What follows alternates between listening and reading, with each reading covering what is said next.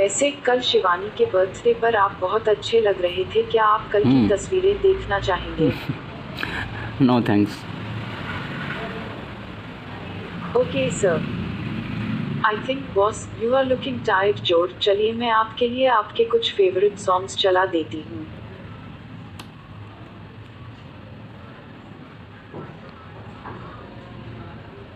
Shining in the sailing sun like a pearl upon the ocean, come and feel me, oh feel me. Shining in the sailing sun like a pearl upon the ocean, come and feel me, oh heal me. आपको यह नया गाना सुनना चाहिए sir. Browser भाई कृपया हमारे पवन sir के लिए वह नया गीत बजाएं।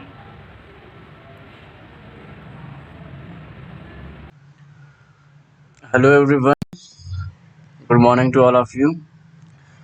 आई थिंक इस वीडियो का कई लोगों को काफ़ी दिन से इंतज़ार था। इस वीडियो के लिए काफ़ी सारे कमेंट्स आ रहे थे। आई थिंक वो वीडियो आज आ चुका है और इस वीडियो में हम बहुत कुछ सीखने वाले हैं। जारविस कैसे बनाया जाता है। कई लोगों ने कमेंट किया कि इस पे वीडियो बनाया जाए, लेकिन एक्चुअली उतना टाइम था नहीं। एंड ये प्रोजेक्ट है वो प्रीमियम प्रोजेक्ट था जिसमें हम सेल करते थे और उसके बदले प्राइस पे करना पड़ता था। लेकिन फाइनली हमने डिसाइड किया है कि अब से ये वीडियो फ्री रहेगा for everyone. So I think आप सब रेडी हैं। तो इस प्रोजेक्ट को करने के लिए आप अपना पीसी साथ में ले लें और कोडिंग को समझते चलें। कोडिंग में आपको बताता जाऊंगा, आप कोडिंग करते चले जाते साथ में और समझते चले सभी कोडिंग को कि जारविस को हम कैसे कोड कर रहे हैं। एक्चुअली जारविस, आई थिंक आपने आयरन मैन मूवी देखी होगी, कई लोगों ने नहीं देखी है तो आई थिंक देखना चाहिए आपको कि आप भी टेक्नोलॉजी के फैन हैं।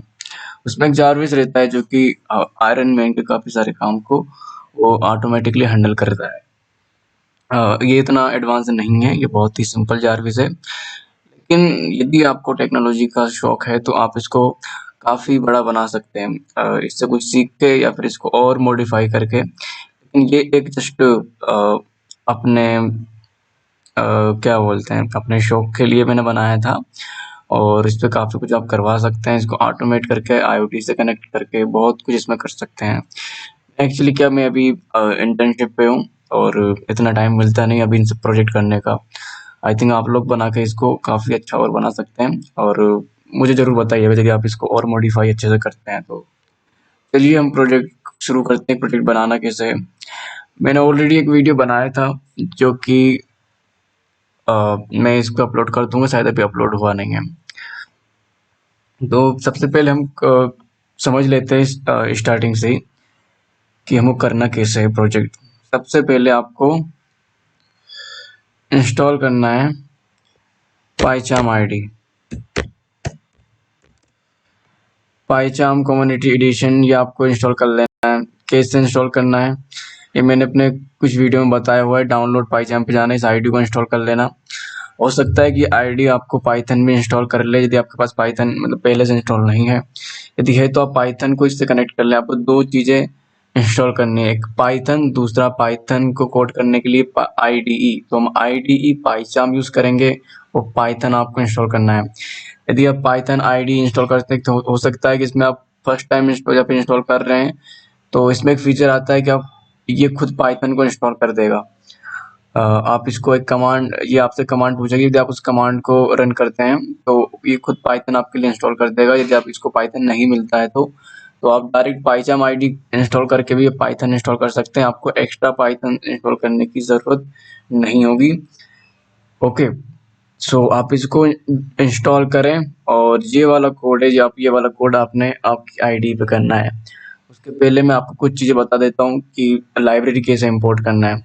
लाइब्रेरी आप टर्मिनल से भी जाके पिप इंस्टॉल करके भी लाइब्रेरी इंस्टॉल कर सकते हैं।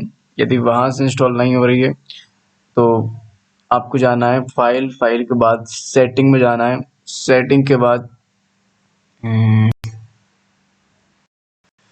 सेटिंग में पाइथन इंटरप्रेटर एंड ये प्लस का सिंबल क्लिक करना है। यहाँ पे आपको सर्च करना है, आपको यहाँ पे आप जो भी लाइब्रेरी इंस्टॉल करना चाहते हो। यदि आपके पास सबसे पहले तो पिप इंस्टॉल कर लें, क्योंकि पिप ही सारी लाइब्रेरी को इंस्टॉल करता है, लेकिन बाय डिफॉल्ट पिप आपके पाइथन के साथ आएगा, जरूरत नहीं है। राइट, चलिए तो हम अब एक एक करके देख लेते हैं कौन कौन सी लाइब्रेरी हमको इसमें ज़रूरत होगी, वो लाइब्रेरी हम यहाँ पे इंस्टॉल करेंगे।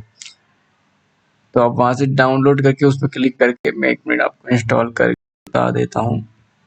जैसे आप यदि लाइब्रेरी करना चाह रहे हैं GTTS, ये लाइब्रेरी आप इंस्टॉल करना चाह रहे हैं, तो आप इस पर क्लिक करें, क्लिक हुआ है, और इंस्टॉल पैकेज पे आप क्लिक करेंगे, ये लाइब्रेरी इंस्टॉल होना स्टार्ट हो जाएंगी। इस तरह आपको सारी लाइब्रेरी जो मैं इस वीडियो में बताने जा रहा हूँ, आपको लाइब्रेरी इंस्टॉल कर लेना है। आप वहाँ से नहीं करते हो तो आप यहाँ से भी कर सकते हो। पिप install pip install, let's say I want to import speech recognition। आपको ये करके एंटर करना है, लेकिन pip is not recognized as internal and external command। why pip is not, क्यों बता रहा है भाई? आई थिंक मेरे पाइथन का जो वेरिएबल है वो साइड सेट ना हो, कोई दिक्कत नहीं। और 1 मिनट में और ट्राई कर लेता हूँ। पिप इंस्टॉल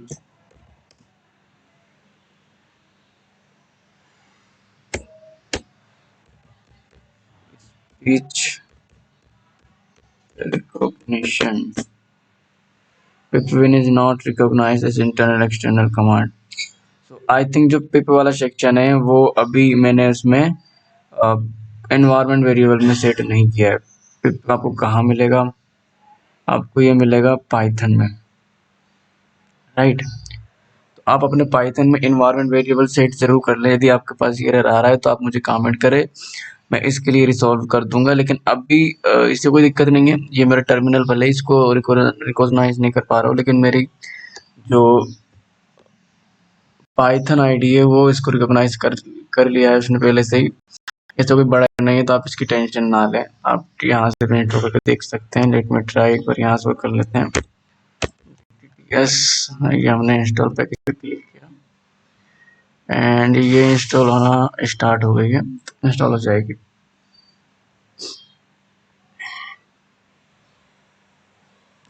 यहाँ से आप लाइब्रेरी इंपोर्ट कर ले। कोई एरर आता है तो मुझे बताएं। उसके बाद सबसे पहले आपको लाइब्रेरी कौन कौन सी इंस्टॉल करनी है, तो आपको लाइब्रेरी इंस्टॉल करनी है सबसे पहले,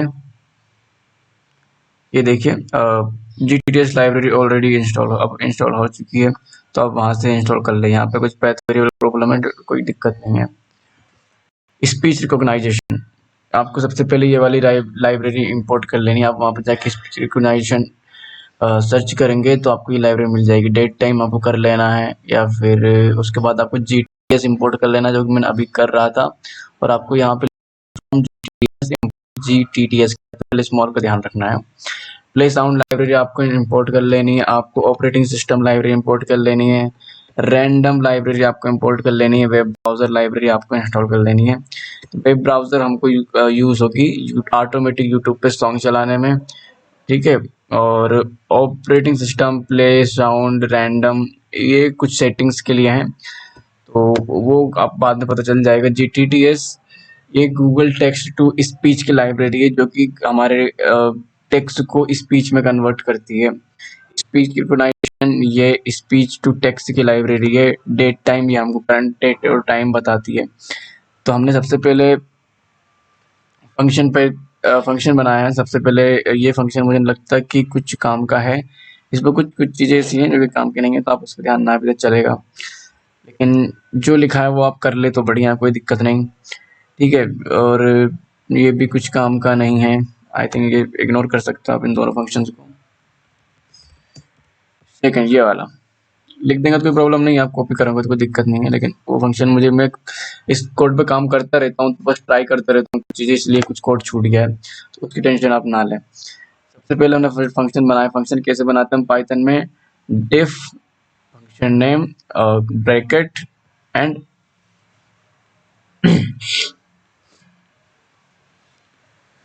उसके बाद आपको फंक्शन बना लिया है आपने। यहाँ पे ये फंक्शन, जी अंकल, हाँ अंकल, ठीक है अंकल, आ रहा हूँ। आपको ये जो कोड लिखा है आपको वैसा के वैसा लिख देना है, आपको इसमें ज़्यादा समझने की ज़रूरत नहीं है क्योंकि ये ऑलरेडी प्री डिफाइंड कमांड है। यहाँ पे एक्सेप्शन और ट्राई दो चीज़ें आप यदि आप जानते होंगे कि हमको एरर हैंडल करने के लिए होती हैं, तो एक बार ये कह के एरर यदि ये नहीं सुन पाएगा तो इसमें एरर आ जाएगा। वहाँ पे आप एरर आने की जगह पर आप कुछ और फंक्शन ऐड कर सकते हैं। और तो जैसा कोड लिखा हुआ है आप वैसा कोड वहाँ पे अपने वहाँ पे लिख लें और रन करके ट्राई करना। यहाँ पे जो डेफ सीवी स्पीक ये वाला फंक्शन लिखा हुआ है, इसमें ये प्री डिफाइंड फंक्शन तो नहीं है, हमने डिफाइन किया है इसको भी। काफ़ी कॉम्प्लिकेटेड फंक्शन है, यदि आपको समझ आ रहा है तो आप समझ लेना, लेकिन अभी इसको एक्सप्लेन करने का इतना टाइम है नहीं, मुझे भी जाना है। ठीक है, तो हमने इस पे यहाँ पे GTTS लाइब्रेरी यूज़ की है, Google text to speech library. अरे यार पाउस कहाँ से होती है, छोड़ो।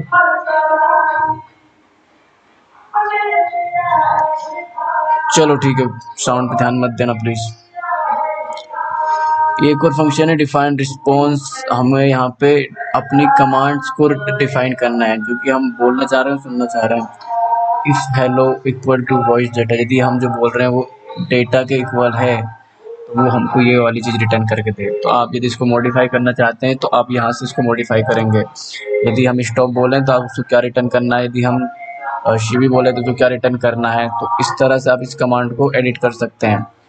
मैंने इसको बहुत कुछ किया हुआ है तो आप इस पर ध्यान ना दें।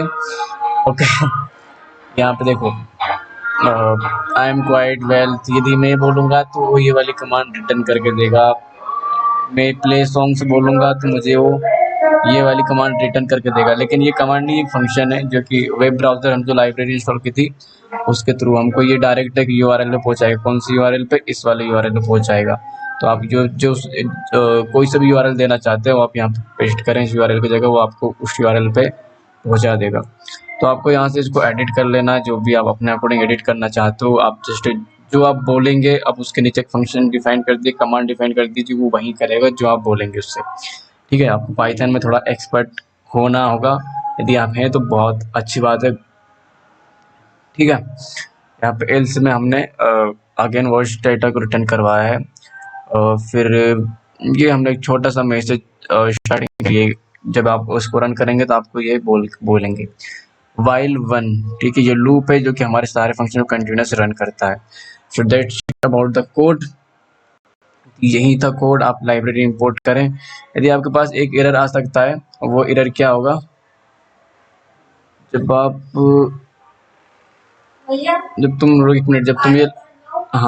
तुम ये लाइब्रेरी इंस्टॉल करोगे तो तो तुमको एक एरर आएगा। वो एरर आएगा कि आपके PyIDU लाइब्रेरी इंस्टॉल नहीं है। PyIDU लाइब्रेरी यदि आपके उसमें इंस्टॉल नहीं होती तो आपको सिंपल सा एक काम करना है।